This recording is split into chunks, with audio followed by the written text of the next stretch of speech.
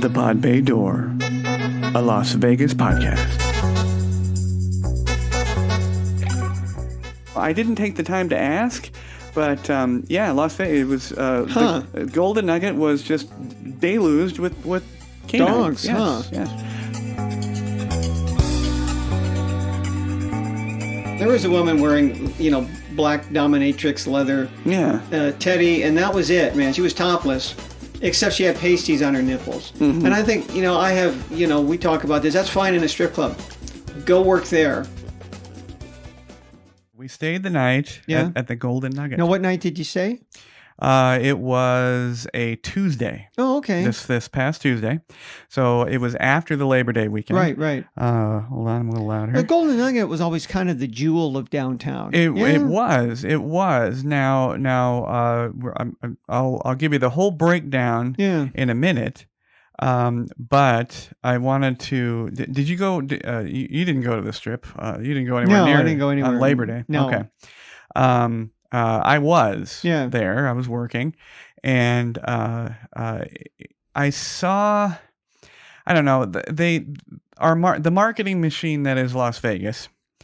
Sometimes overstates things. Sometimes doesn't state things. Hard enough. Massive crowds I saw in one article, and that wasn't the case. Mm-hmm. They weren't massive. They were really uplifting. Actually, I felt good to see the people. Generally speaking, I'm not ever thrilled to see people. Right. But in this case, I'm like, oh, good. So were they massive in the context of this being, COVID-19? No. In the article that I'm speaking of, in fact, the derivation of the article was casino.org, News 3, News 10. All of our people it brought this up, all except Vital Vegas, which apparently is keeping very quiet, apparently.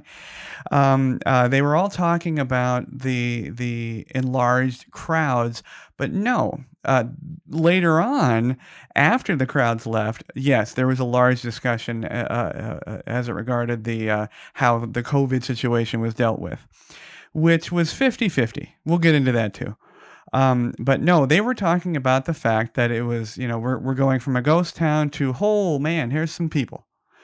Now, when you go from a ghost town to having people, you might perceive it as a massive crowd. Yeah. But you and I have seen massive crowds. Yes. That wasn't it. Yeah. And it's so often, people have to, as I always try to be keenly aware of the language that people use. When they use these adjectives, everything is subjective in that regard. I remember one time traveling somewhere, and I was checking in a hotel, and there were two people in front of me, and I heard the front desk guy call back to somebody, George, we were slammed.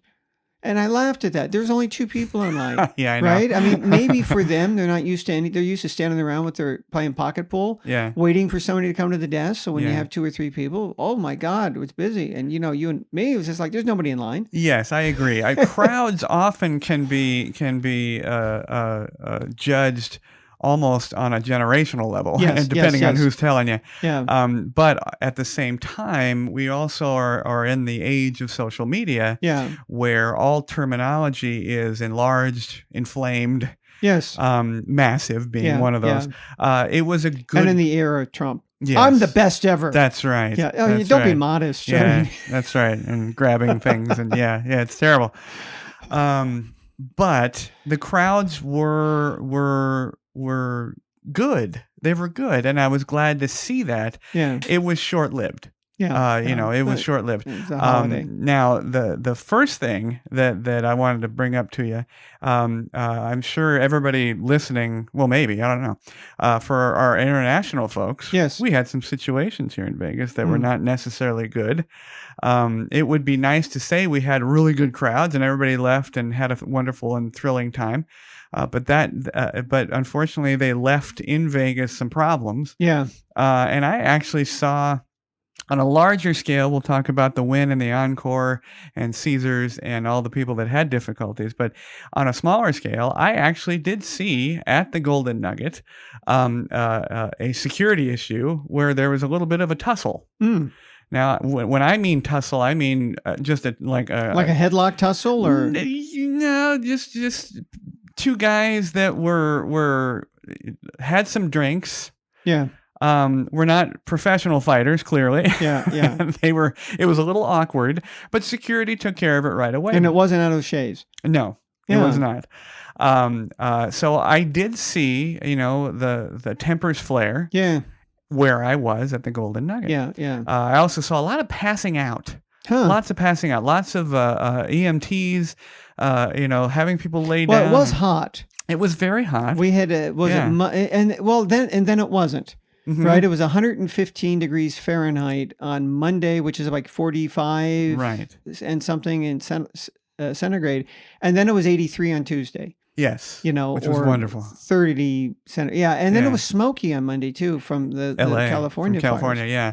And unfortunately, the only way to cool Las Vegas down is to have debilitating winds the day prior. We had 60-mile-an-hour winds, and that blew out all the smoke. Yeah, but lots of passing out. A little bit of a tussle there at the old Golden Nugget, and for some weird reason, if you remember back when you and I were running the Venetian. Yeah. As we did. Or running from the Venetian. Right. The question arose often, where are pets allowed? Of course, the Venetian doesn't allow pets. Yeah. And there was one place, and the strangest place of all in town to allow pets. You remember what it was? Which hotel? Still does. Wasn't Circus. No, I forgot. Four Seasons. Oh, that's right. That's truly the only 5-star hotel that's right. in town. And because it piggybacks on the Mandalay Bay, but the Mandalay Bay doesn't allow it. Yes, exactly. Yes. So very strange situation. If nobody knew that, if Four Seasons allows pets. Yeah, Circus allowed with the hookups, and I don't mean the person-to-person hookups. Right. It was for the motorhomes. Motorhomes. Yeah. Yes. That's right. Now the Four Seasons isn't the only lodging. I believe Motel 6 here in Vegas allows pets. Yeah, sure. But Four Seasons of all things.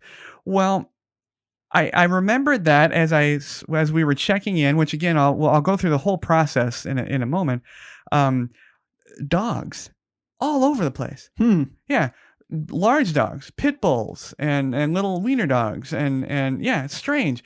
I don't know where the dogs came from, but Las Vegas. Were they like on a leash with people? Oh no, they were with guests. No, we haven't gone to hell that much. Yeah. It was just the strangest thing. Just dogs everywhere.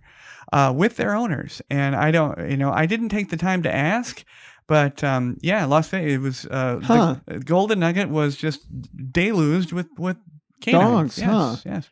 So, the Wynn and the Encore were host to a little bit of some UFC. Yeah. Unsanctioned. Yeah. 28 arrests, 27 citations. Yeah. Just in those two properties. Oh, just that, really? Just in those two properties, yeah. Yeah, I saw a couple on the news that there were fights. And I know they say that, the crime rate was up or whatever a little bit.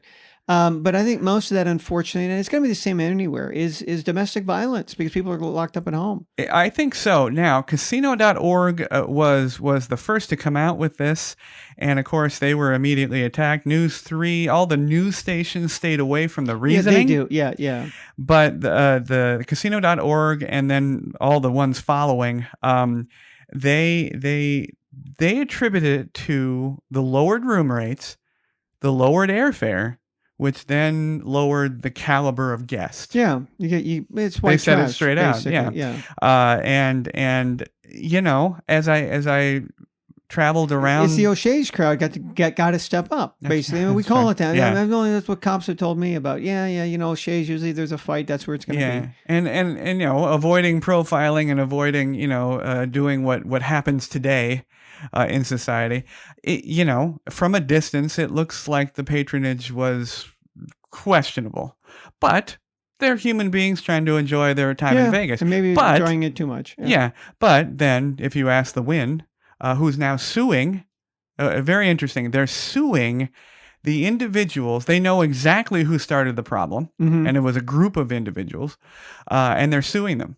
They're suing, and because the Wynn said, not only do we want compensation for the damage and the loss of revenue because people left, we want to make a clear statement that this is not welcome. Yeah. because they know, they even said it. They said they know this is going to be the same type of situation for weeks to come. The only way they can get people in is to lower the rates a little bit. And they said, no, no, no, we're not dealing with this. So they're suing the people. Huh.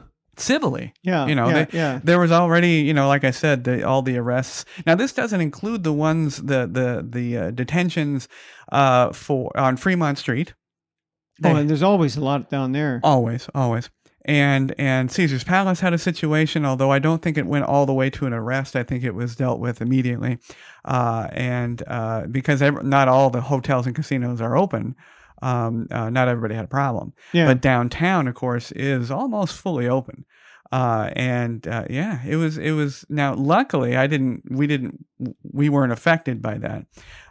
But unfortunately, that's going to happen. I think it's going to happen several more vacation periods and holiday periods before we get control of this virus thing. Yeah. Now, an interesting part about the patronage to the COVID situation that you were asking about, I have to compliment the hotel, at least the one I was in, for following their own procedures and enforcing their own procedures. They did a valiant job, I would say, to a point. Now, I find it very interesting that no matter where I am in this town, where I live, downtown, where I stayed, and all over, that it's the same demographic that refuses to wear the mask to follow the procedures. And I don't know if you let me know if you agree. It is always middle-aged white women that refuse to do this. Yeah. They never follow the rules from A to Z. They always sort of peter off, mid alphabet, and they say, I don't need to wear it now. I don't need to wear it now. I don't need to wear it now. And they always, it's the same. It's the strangest thing. Now, I don't know. I can't say that I saw any full-on anti-masker. At least there, I've seen them in my own neighborhood. Yeah. At Vaughn's, at our grocery store. Now, are they women there? Because I usually see guys. Always. Most likely. Always. I have never seen, the last time I saw it in my own neighborhood was at my grocery store. And it was a woman that was, being confronted by the manager of the store. And they were like, you got to wear it. You got to wear it. It's just a thing. And she walked out and said, I'll never shop here again. And I'm like, fine, then don't. Yeah, please. go to Albertsons. Yeah, go to Albertsons and they're going to tell you the same thing. Yeah. It's, it reminds me of when we worked at the hotel and people thought everything was free. Mm-hmm. Like, can you send a babysitter to the room? Sure, here's their rates. Mm-hmm. What do you mean? I'm going to be spending money in the hotel. Not enough. Nah. You're not spending enough to justify that. Well, then I'm going to talk to the MGM. Go ahead. You want their number? I'll give it to you. Yeah, here it is. And then all of a sudden they call back, dejectedly, I'll need one of those babysitters for $30 an hour or whatever it was that they charge.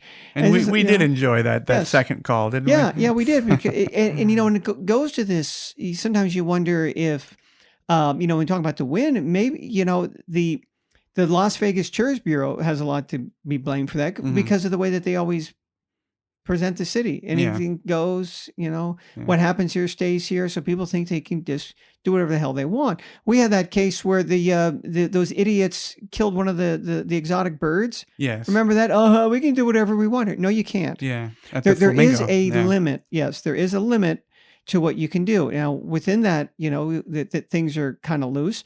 But there's a line, and if you cross it, you're going to get your head busted. You're kicked out. This isn't Connecticut.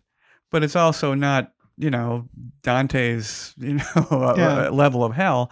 I don't know why people cross that line all the time. Speaking of the Tourist Authority, the LVCVA, what do you think about them buying the monorail? What do you think about them? I mean, they've got the city has so much invested in the monorail. Mm-hmm. They do need it. Obviously, they need as much public transportation to get people out of cars as they can get. I know it wasn't very extensive. I honestly have never ridden it myself. Now, I had a friend from out of town came and he really liked it. He said, it was a bit expensive, but he said, he for tooling around and being a tourist, it worked out really well. He thought it would have been better if it went all the way down to the Pinball Museum. Which is where he spent most of his time. That's a long way. Yeah. Yeah. But he said he thought it was pretty nice. So I can understand that. Well, as far as the monorails themselves, we've discussed this in past podcasts. Yeah. They were, of course, purchased or refurbished Disneyland monorails, and they're incredibly comfortable. They're great. But again, which is typical of most cities, but most specifically Las Vegas, lack of foresight. Yeah, they didn't make it long enough. Yep. And it doesn't service enough people. So I'm hoping that the tourist authority will then, now they're seeking, investment. Yeah. Because or investment from individual casinos like they did the last time, and the reward, of course, is a stop at your particular casino. Yeah. Now I know that they have the underground people mover, the Elon Musk project, is coming along. I haven't have an update on that in a while. Right. But that's going to be tied to the convention center. Of course, there's no conventions. Probably. I know. Now I'm thinking, 2022. For most I would say so for a major. I think the first major thing that's going to come back will be the rodeo. Now we lost it for this year. They're going to do it in Texas. Yes, but they said that that's only a temporary thing. It's for the 1 year. Now did they? So we only lost it for 20. Yeah, they didn't include 21. No, apparently they have a contract for that, and it's not. So basically, what it is, it's not like they even lost the year in the contract. Right. If it was for 4 or 5 years, whatever it is, it's not like now it's less 1 year. They're going to extend it 1 year. Okay. So this is just kind of an anomaly that I heard. And listening to Anthony Fauci yesterday, he was saying things, more or less return to an idea of what pre-COVID around the end of next year, meaning 2021, which would be, hey, we get the rodeo is in December. So that would be right around there. CES would be January. Now PBR, the Pro Bull Riders, they're uncommitted at this point, right? I guess so. Okay, because that's October. Yeah. Well, Fauci also said, it's time to hunker down because we're heading into flu season. Yeah. Do you get a flu shot? Do you get a flu shot? No, I never do, and it's not because I'm not an anti-vax or anything.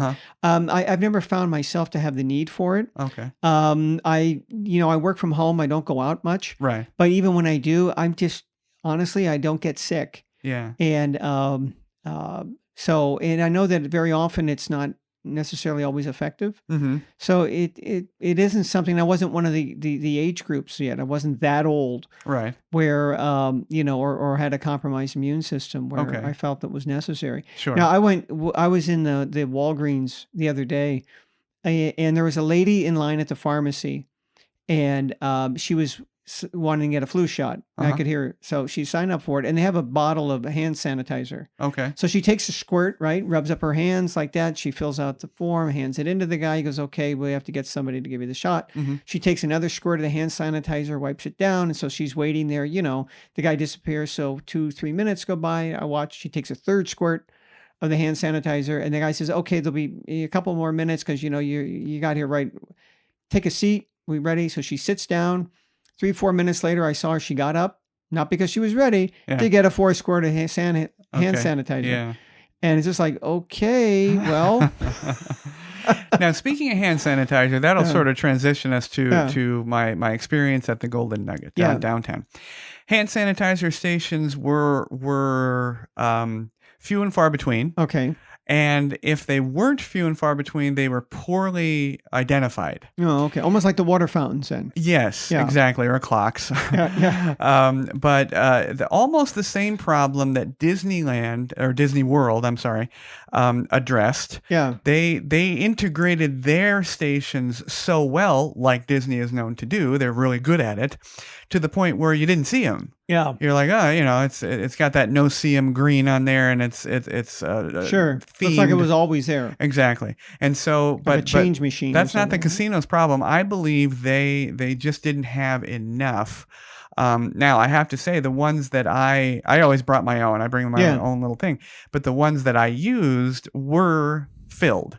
Whereas if it wasn't COVID time, they're always empty. It's not like the creamer at Starbucks. Exactly. Always empty. Exactly. Now, did they hand out masks or you had your own? I had my own. Yeah. Yes. I entered from Fremont Street and from the parking garage, which either takes you through the rear valet of the Golden Nugget.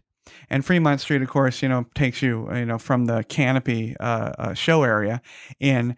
And no, there was no attendant. There was not an entrance hand sanitizer station on either that I saw or found. And no, a mask was not available or offered to me. Now, are there other entrances? Yes, of course. Do most people enter through the parking garage valet area? I don't know. I'd say probably 30 to 40%, because a lot of people drive. Yes, we get the Southern California people coming in. Yeah. So no, if I didn't have one, which that would have been a problem. Now, so parking is free only if you have a room key.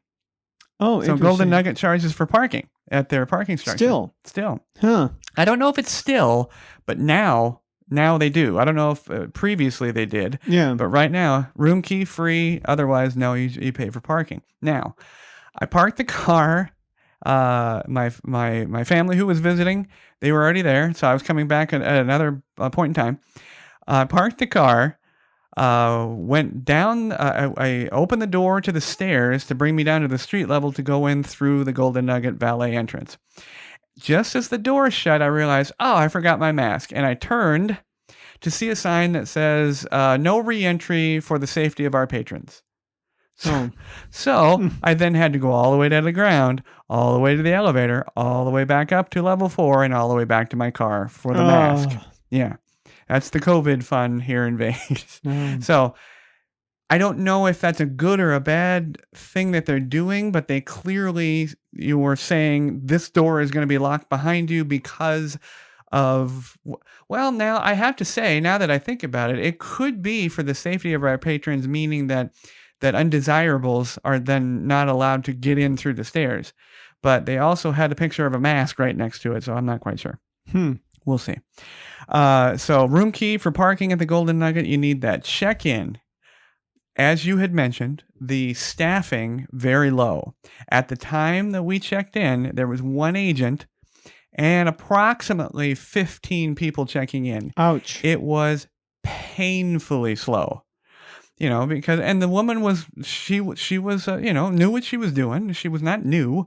And she didn't have any international incidents or coupon problems. It was just slow, Yeah. Well, we know that when we worked at the Venetian, that they timed the front desk agents, but they had a lot of stuff they had to tell the guests about. Yeah. And then the guests would complain that they talk too fast. Well, they have to, otherwise they get fired. Exactly. If they take longer than, I forgot what it was, a minute 20 seconds or some ridiculous. And the guys there with the stopwatch. Now, at the time that I checked in, everyone was wearing a mask.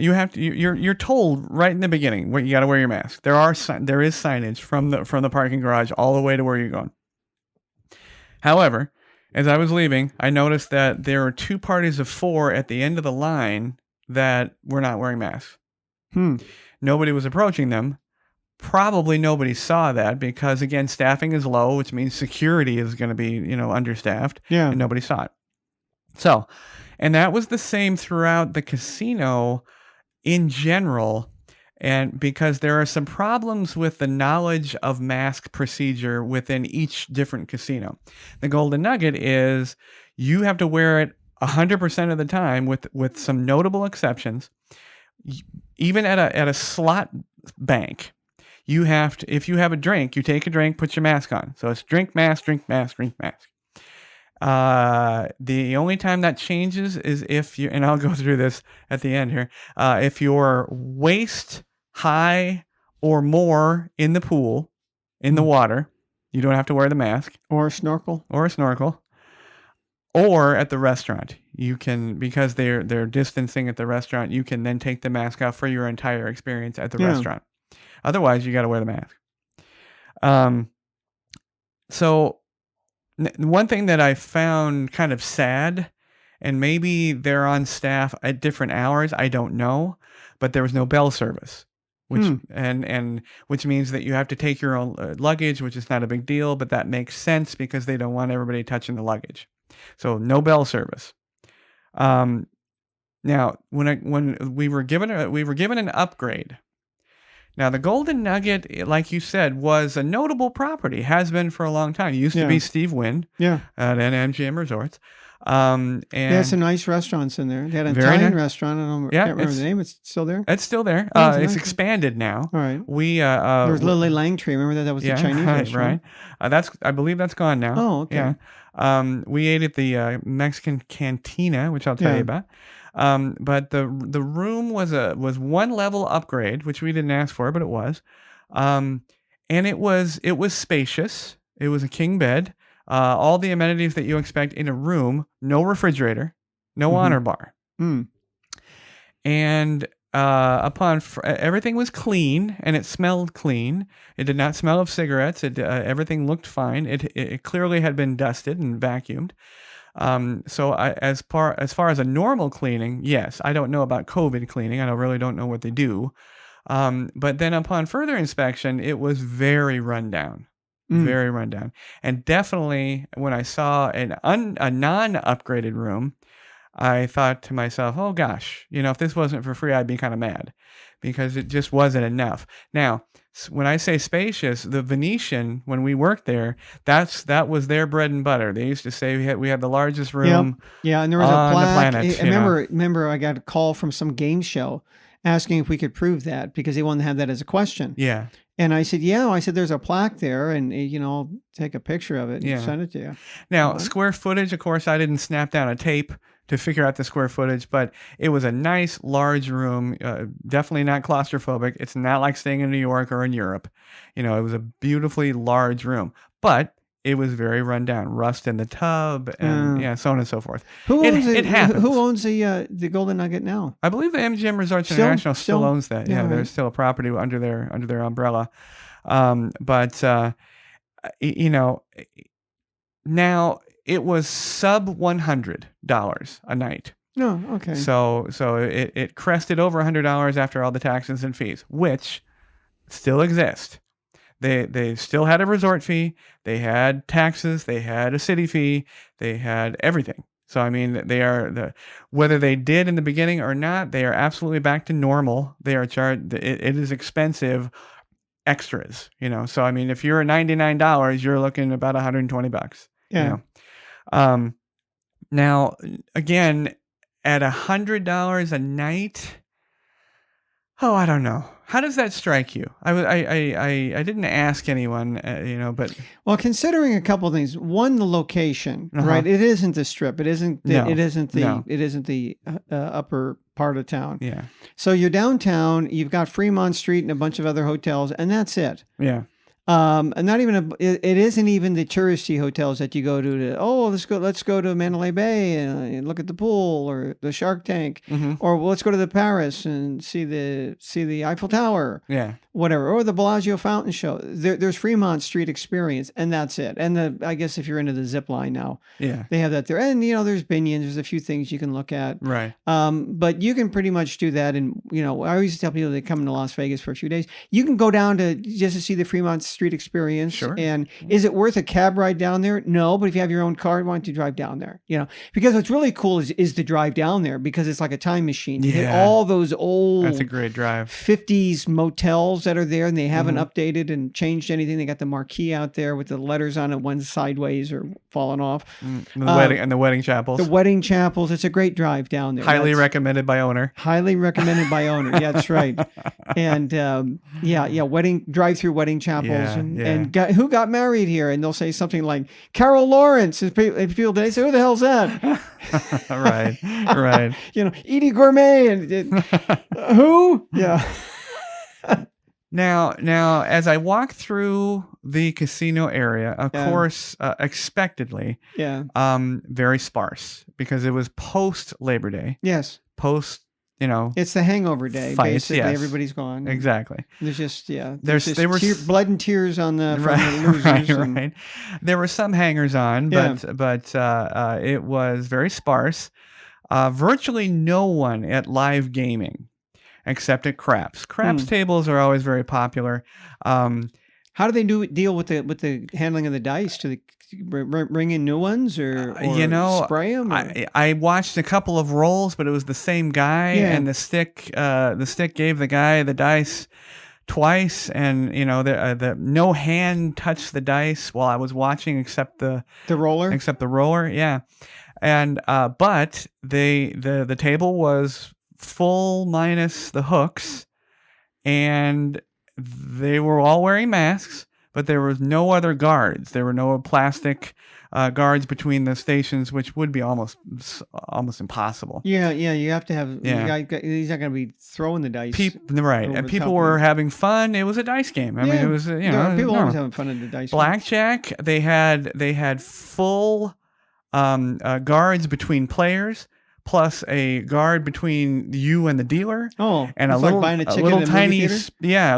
space, probably 30 inches, where you would slide the cards and the money. Wow. Yeah. So I mean, it was serious. I mean, it was as safe as blackjack is during the virus period. Yeah. It was pretty safe. Yeah. Yeah. So, but no one there. No one playing. Slot banks, they did their best in separating them, but I do understand that a lot of it is electricity dependent, so it's hard to move the banks. But they did have very clear tape and signage blocking seats. No one broke those rules. Nobody put their big butt on a blocked seat. Yeah. However, here's where the rules came in, and this now the cleaning crew was evident, but I never saw them cleaning. They had all their stuff, but I never saw anyone cleaning anything. Huh. Now it could be just happenstance. I don't know. Yeah. But they were definitely there, and it was definitely, they were identified as the cleaning crew wearing hazmat. Right. But I never saw them cleaning. Now there were other security that were identified as sort of virus security, if you will. And I was playing one of the little slot machines, and there was a guy a couple of machines down with his lady friend, just like I described, middle-aged, Caucasian, both of whom not wearing masks. Now, they happened to hit a bonus on their machine, which means that extra spins and all different types of things. They were excited. They were talking. They were laughing. They both had drinks. No mask. As he was just playing his bonus, which means you're very interactive with the machine at this point. You got to touch the screen and do this and do that. A guy came up and interrupted that, which is a timing. From the hotel. From the hotel. Okay. And said, you need to put on your masks. Well, they did, and it sort of messed up his bonus situation, which is kind of a problem. I don't know how mad you would be if it screwed up your bonus, but whatever.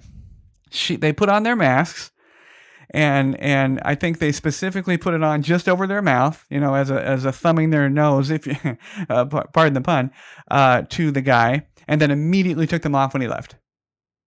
And that's the way it is. That's the way it is in these slot areas. I see it a lot, especially when I work. I have seen it when I work. I often have to walk all the way through the casino, and I see this happen time and time again. People put on the mask. Okay, sir. Blah blah blah. Take the mask right off. If this were to be a permanent thing, and I don't think it is, we're going to this virus will go away at some point, just like the Spanish flu took 2 years. Right. They have my phone has facial recognition, right?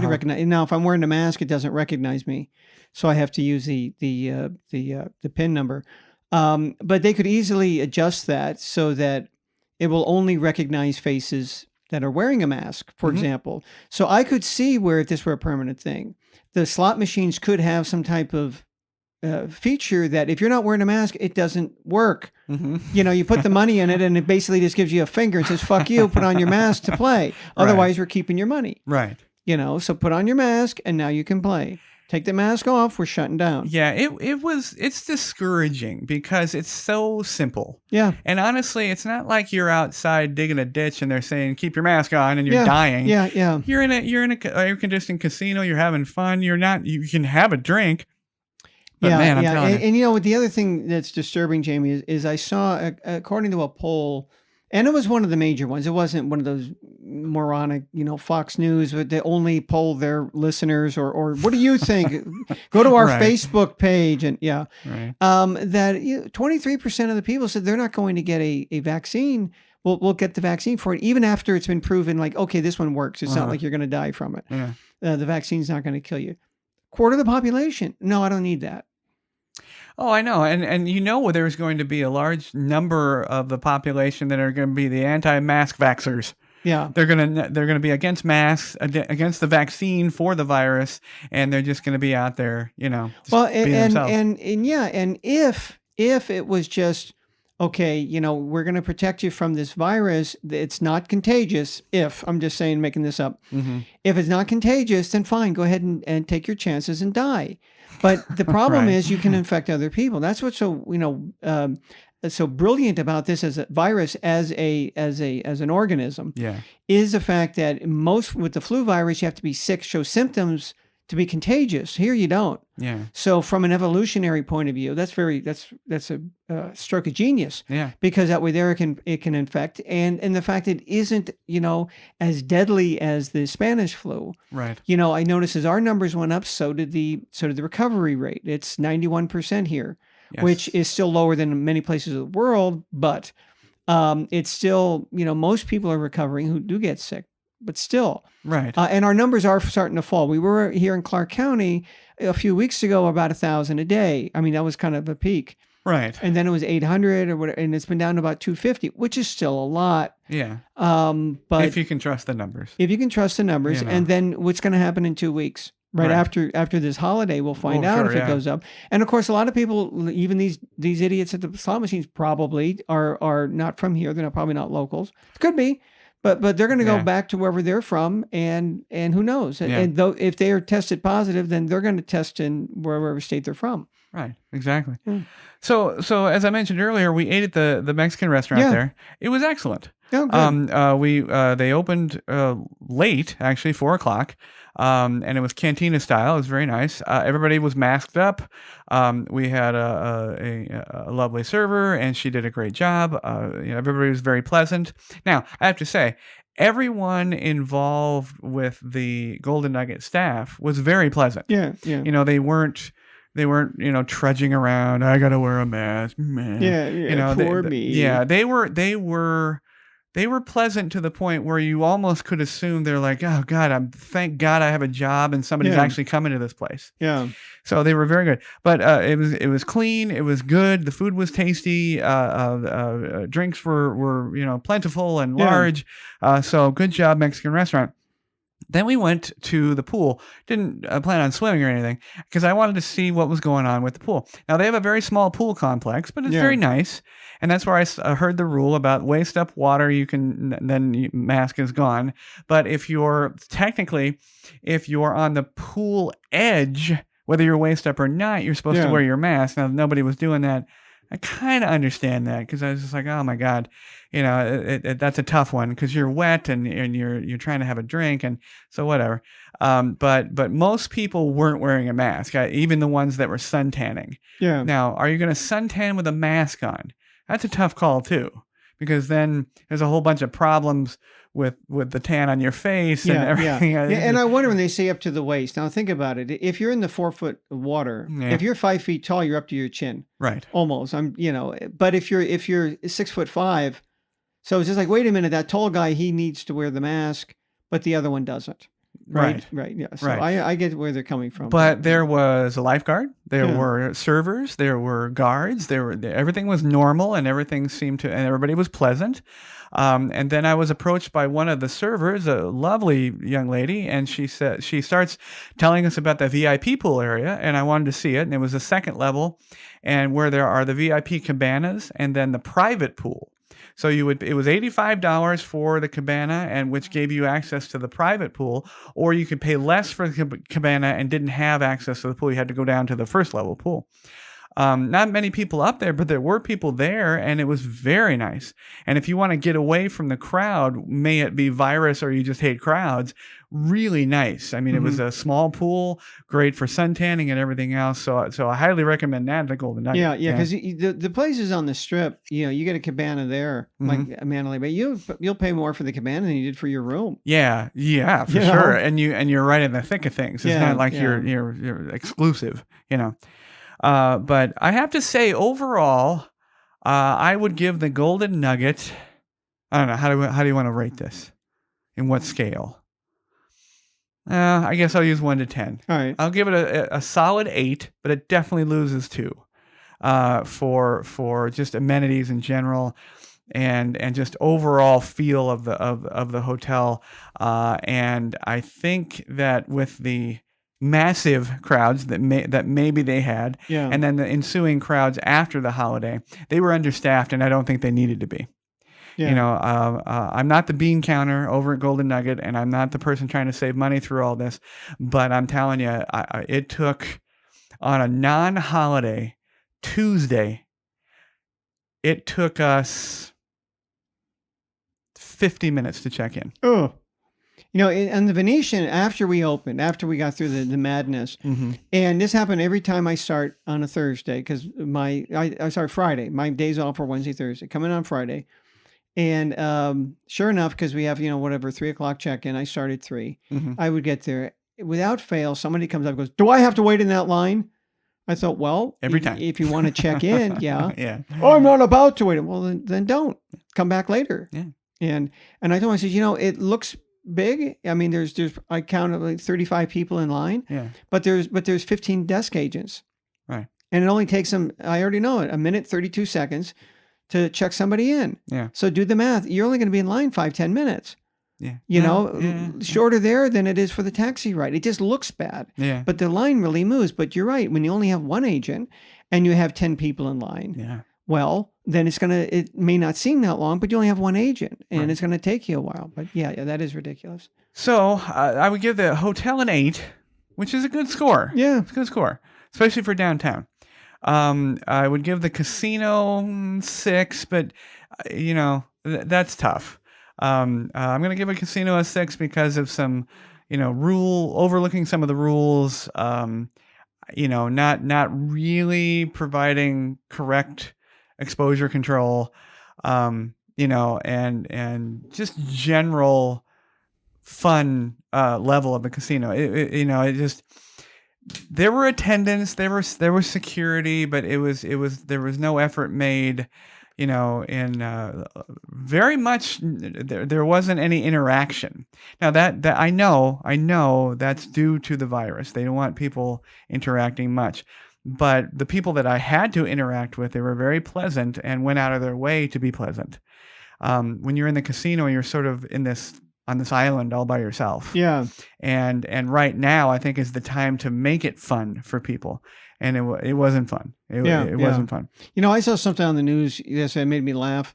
They were interviewing a guy about the accident on the freeway. Mm-hmm. They had one another wrong way accident, drunk driver. Yeah. And anyhow, they were talking to this highway official off the side of the road. There's cars flying by them at 55 miles an hour. Yeah. But they were having social distancing. So the newscaster was interviewing with a boom mic. He was holding it out like a hockey stick. Uh-huh. And I thought, well, that's funny. They're so concerned about COVID-19. I would be more concerned about those cars flying by me at 65 miles an hour. Right. Right. Now, I'd say there was the whole experience averaged about a 7 experience right now. So not bad. Could have improved. Still had a good time. Mm-hmm. I absolutely will not say anything to the contrary. Had a good time. I know my family who are way more into the Vegas experience. They don't live here. They live in Phoenix. Yeah, that's right. Way more into the experience, and I think they had a great time. And they broke even, which is a win for Vegas. Yes. So all good. They pushed. But we're going to go out into Fremont Street now. Uh-oh. Yeah. Now, you and I have poked fun at Fremont Street during COVID, before COVID, while we were working, while we were not working. It has gotten worse. Yeah. It is just an unpleasant experience to me. Yeah. Now, Do I see the potential of it being really cool and nice? Maybe with Chirka going up, and that whole stadium situation looks great, by the way. Derek Stevens is really trying to make it better. Is it just going to be more riffraff? I don't know. I wish him the best, and I hope it is wonderful. It looks wonderful. We'll see. I mean, it was by the owners of the D, obviously Derek Stevens, and the D is pretty good. It's better than most. It still looks. When I went in there one time during Las Rages a couple of years ago, and because it was right across the street. And I'm going to say, it still looks like Gerald. Yeah, it does. It does. Paint, I love the fits. I mean, it was kind of like that drive you were talking about. It's old school. It's old school. The same thing with Four Queens. Four Queens, yeah. And again, good restaurants. Yeah, it's great restaurants, and they still have lights. I mean, people always associate Las Vegas with lights, and you really don't see them on the Strip. It's bright, but you don't have the neon. Yeah, but everybody goes to new places for different reasons. I will probably go to Chirka because of Vegas Vic, or Sassy Sally. Is it Vegas Vic or Sassy? I think it's Sassy. It is Sassy Sally. Yeah, I will go to see her, and just to look around and the three-story sports book. And three-story sports book. Yeah, of course. But it looks great. The building itself looks fantastic. But we'll see. So back to Fremont Street Experience. The thing that hit me the most. Well, first, lots of police presence. Yeah, there are always the cops down there. Always the cops down there. So if that is something that you look for to enjoy a space without worry, they're there. Definitely there. And I noticed people go up and talk to them a lot, and they're not, standoffish, or at least the ones I saw weren't. I could see them pointing and helping people, and a lot of people at the intersection, of Fremont Street and Casino Center, helping people not get run over. And quite a few, they also have motorcycle police there pulling people over, because they're acting, silly. But what is increased that really made it distasteful to me were and I'm going to call them again, entertainers. They've gone from kind of interesting entertainers to, a bunch of Elvises, Fat Elvis, Skinny Elvis, and showgirls and Marvel Skanky characters. Girls. Then it went down to, drunken Gene Simmons and Dirty Pikachu. Now it's down to just veterans in wheelchairs. Just everywhere. And selling pencils? Well, one veteran, I noticed there was a guy, and hey, thank him for his service, and I'm sorry you're in a wheelchair. But he's just sitting there, kind of disheveled, making things out of corn stalks. Oh, yeah. And whether it's an effort to make money, to survive, I understand that, but it's not something that Vegas needs to revitalize themselves.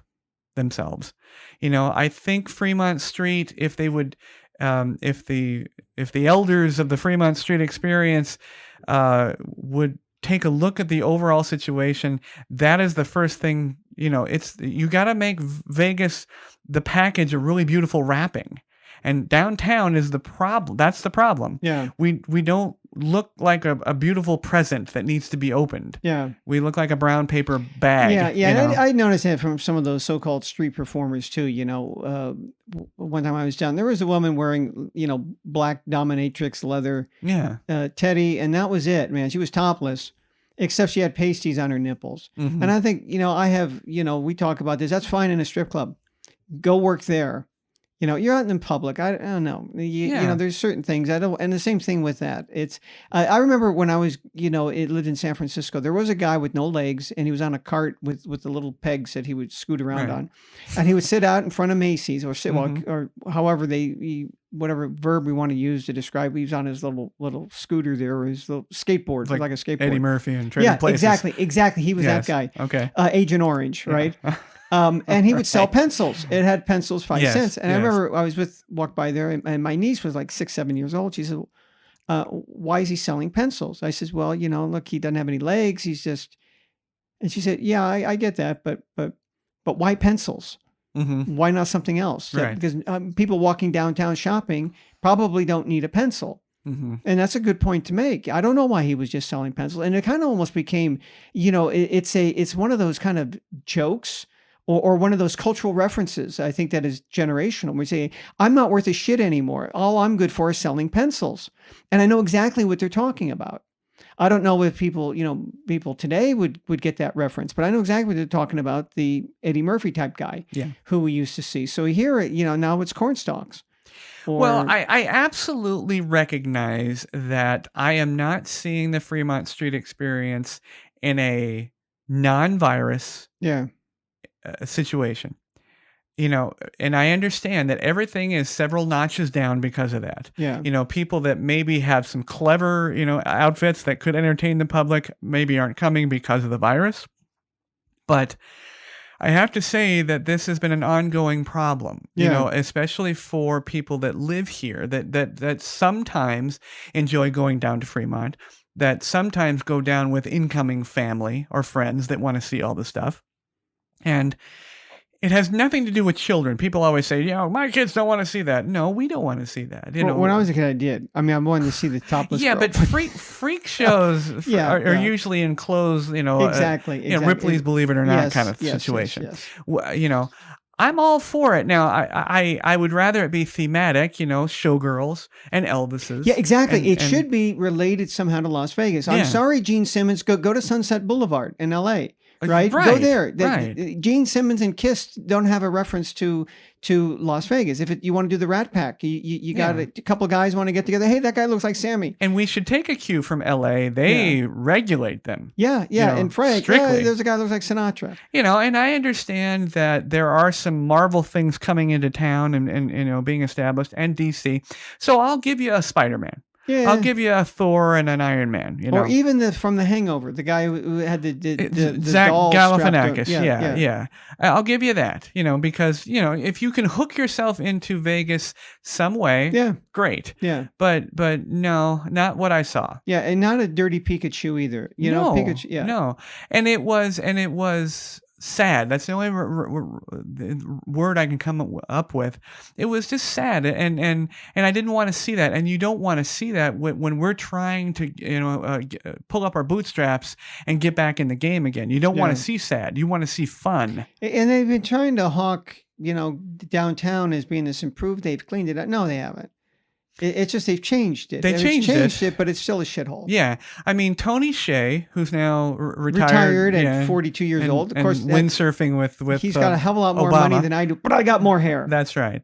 He's brilliant and good on him. He built up Zappos, sold it to Amazon, and now he's got more money than God. Yeah. But he tried. Yeah. And for a person with that much money, that much backing. And still failed. And I'm sorry, it's a negative term, but he failed to revitalize downtown. Yeah. We tried the Neonopolis. Yeah. We tried this. We tried that. And you know what? I'm all for keep trying. But let's throw some money into things that will improve what we have. And it's really no money to establish some guidelines for entertainers. And for cleanup. Well, I think part of the problem is with downtown, they have a couple of problems. One is, of course, that used to be the center of Las Vegas universe, right? Yes. And that's why if you look at older movies, and I say older, again, that's subjective. From the 70s or before, how do you, even today, San Francisco, they're going to show a cable car. In a movie, first scene, you see a cable car, the Golden Gate Bridge, you know where you're at. Las Vegas, today, they're going to show the fountains of Bellagio or the Paris. They're going to show the Strip. And you realize, that's in Las Vegas. But in the old days, even though there were hotels on the Strip, there was a Flamingo. No, they showed downtown. They showed the Golden Nugget or the lights. That was the center. Mm-hmm. And I think where they've been is that they are trying to emulate what happened on the Strip. Well, we're going to make it another Strip. But it's a different clientele completely. You're not close to the airport. Totally. It's not easy to get to downtown. I mean, you could get Jesus Christ, a cab ride down there is expensive. Yeah. And it's long. I mean, even for me to drive down there, I don't want to go down there. It's just too far. So the transportation from the airport, again, if they had the monorail that went all the way downtown, it's amazing. It would be a lot better. Yeah. But why don't they try then just to cater it to the old way, saying we're going to be old Vegas. So we're going to say, you don't like, Binion's used to be before they were sold out, single deck blackjack for the player. And a lot of people who come here don't know, what does that mean? Yeah. They don't understand the difference. And welcomed, the poker crowd and everything else. And be the old Vegas and people want to see. And has the world's smallest and worst elevator. Yes. And parking structure. They're like, wait a minute. Weren't cars in the old days really big? And this is an old parking lot, and I couldn't even get, Volkswagen Bugs in here. Oh, yeah. The Oldsmobiles banging their way out. Yeah, and I get out of the car, you got to duck because you're afraid you're going to hit your head on the concrete, Yeah, and it's at an angle, and oh, Jesus. It's awful. See, those are some peccadillos that casinos have that are fun, or fun to tell about. Yes. So why don't they cater to that? And then so that those people who work on the strip now, when people are complaining about, oh, I want something for free and coupon books, just go downtown. Yeah. That's where to go. You want the free buffet? Yeah. Or the $1.95? Go downtown. Now you did see that the Wynn or the Encore, the buffet, they tried an experiment, opening it up where you have to sit and they will have people fetch the food for you, and they're closing it. It just didn't work. And people like the idea of I will go up and get it myself. They're willing to pay a restaurant price, $50. Yeah. To go fetch the food themselves. I felt it was that combined with the fact that people felt they were losing money because they couldn't pile up the food on the plate. Yeah. Because no matter how many times they ask the person, it gets a little awkward. Yeah. Asking a guy 40 times for crab legs. So I think they felt they were missing out. They couldn't pile it up, like Vegas Vacation. Yes. And also the other thing is, one of the fun parts of the that I find with buffets, I'll go there and I say, I've never tried one of these, whatever it is, raw oyster. I've never tried one. I'll try one now because it's included in the price. If I don't like it, I'll always have the one. Yeah. But I don't want to go into a restaurant and order them and then say, oh, guys, that was awful. Yeah. And I'm just going to leave it there. And the guy says, oh, wasn't it good? Well, I'm sure it was fine. But I don't like it. Why did you order? I never had it before. Try it at the buffet, right? Yeah. Or a little bit of this. Hey, and you lose that because you're not up browsing. Yeah. That's kind of the nice thing about it. How often have you been somewhere where you say, well, what that guy eating over there looks good. Well, now you can try it. What that guy's eating over there, it's right over there. Go grab it. Yeah, but you're taking your life in your hands with a raw oyster at a buffet, though. Yeah, I was it's like gas station sushi. Yeah. But another thing that I'll mention is that, and I think this is, again, you were mentioning earlier in the pre-show well, actually, we'll talk about that for a second in the end here. But Uber and Lyft are becoming very difficult. Yeah. And a lot of it probably is their own attitude towards the virus situation, but very difficult to get a ride, especially from the airport. They're oh my gosh. Super Shuttle is already almost all the way out of all airports. They those suck wherever you go. Yeah, that's true. But the transportation is very difficult.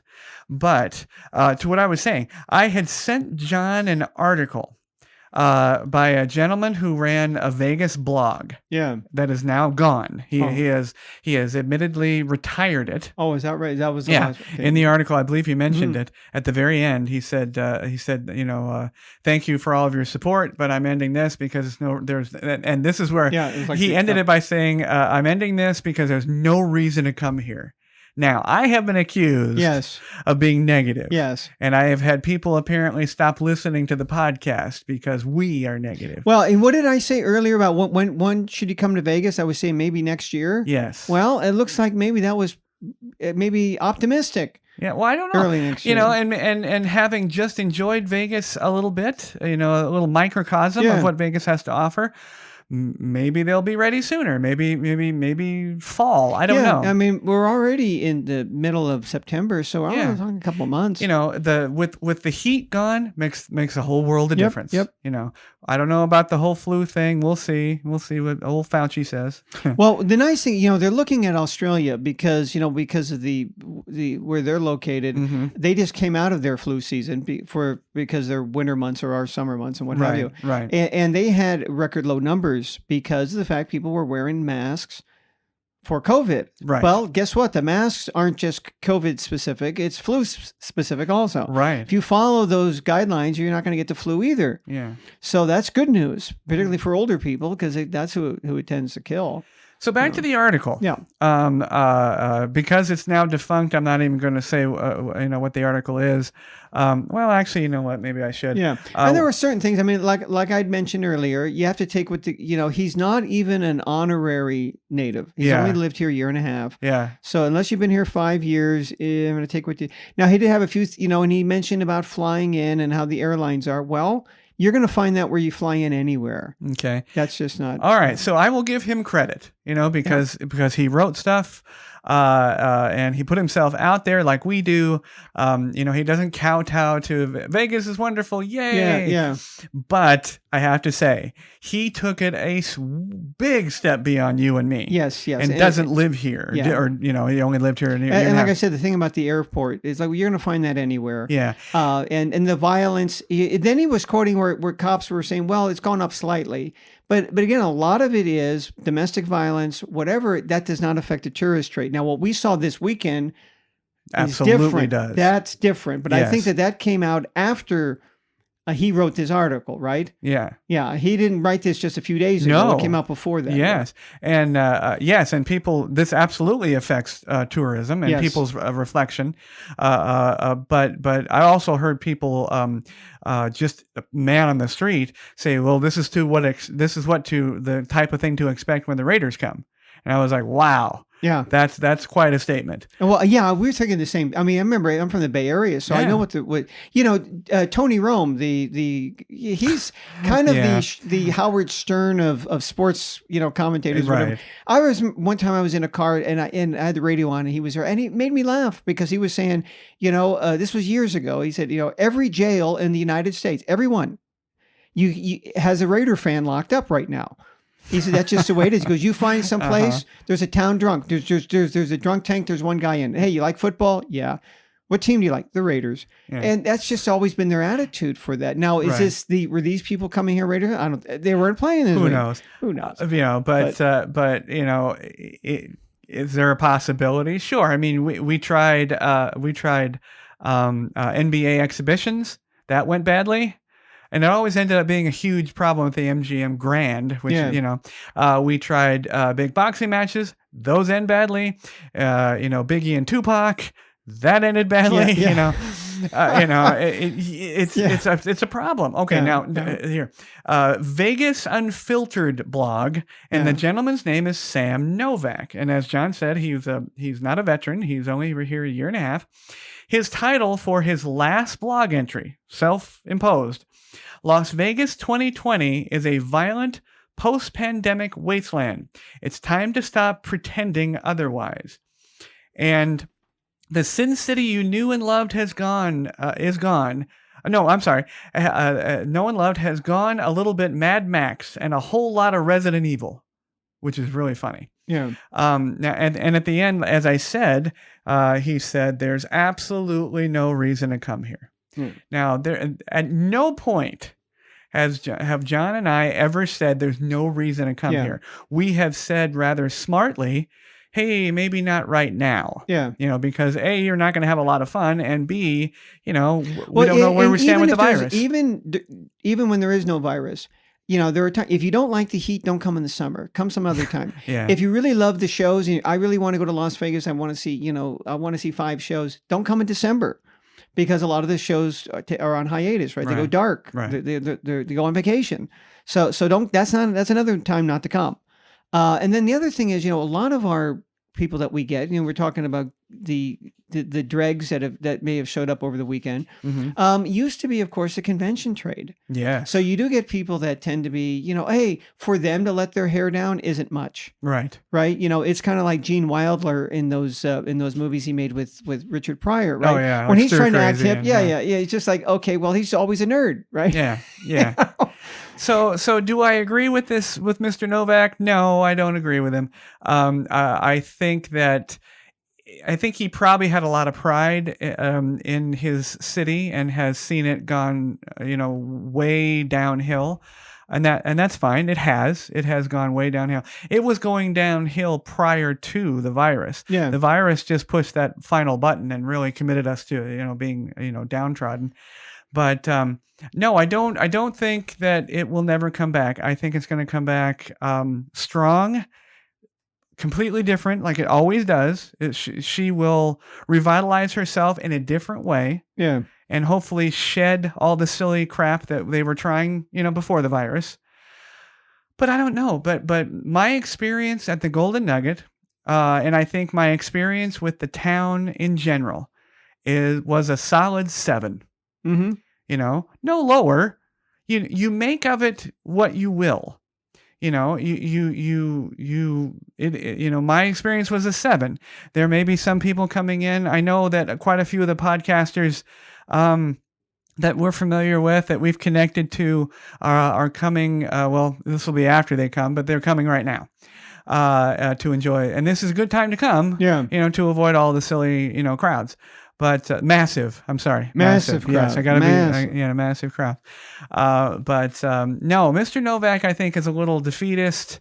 And John and I have never been so. We have pride in this town. We've committed ourselves. We've lived here a long time. And we'll give you the truth of what's going on. But I enjoyed my time in the Golden Nugget. It needs some help. And I personally could improve it. I personally could improve it, almost immediately. Yeah. And let's get some of our people back to work. Stop with the short staffing. Yeah. Stop being afraid that crowds aren't going to come, because the crowds that are coming, you're not servicing correctly. Yeah. So that's all I have to say. And Naomi Klein wrote a book some years ago called Disaster Capitalism. Yeah. And she talked about how sometimes when there is a disaster or catastrophe, the certain politicians generally use that as an excuse to shove something down the public's throat, and they'll buy it only at that time. For example, the Patriot Act. Normally speaking, if you just said, we're going to pass this so we can surveil people, they'd say, go to hell. Until there's we have to do this because of terrorism. So this is an opportunity, and we've already seen this. How are we going to get rid of resort fees? How are we going to get rid of free parking again? It seems pretty minor here, but it's a big issue for us here. And as long as, the hotels aren't going to do anything about it until something like this happens. Yeah. Now, all of a sudden, they're gone. And let's hope that when it comes back, and it will be a different form, because we said it was struggling before the virus, and the virus is going to pass. Well, I think the bosses and everybody else involved in any city, but especially Vegas, need to stop saying, well, when the virus is over. The virus is not going to be over. Yeah. No matter how hard we try and how hard they politicize it, it's just not going to be over. Now, come November 10th, if it suddenly gets a lot better, I may change my tune. Yeah. We'll see. Or January when whatever president takes over. But that's, I think, is the attitude that needs to stop. We need to let her adapt and spend the money in the right places, and entreat people to come back for the right reasons, and start telling the truth. Stop with this marketing campaign of the massive crowds and everything else. We had a problem with the Labor Day crowd. And I think they realized it almost immediately. Yeah. Wynn is suing. The rates went up almost immediately. Don't jack the rates up to where people can't afford it, but make them normal. Well, we even noticed that when we worked at the Venetian, when there was a lull, that they would lower the room rates $79 or something back then.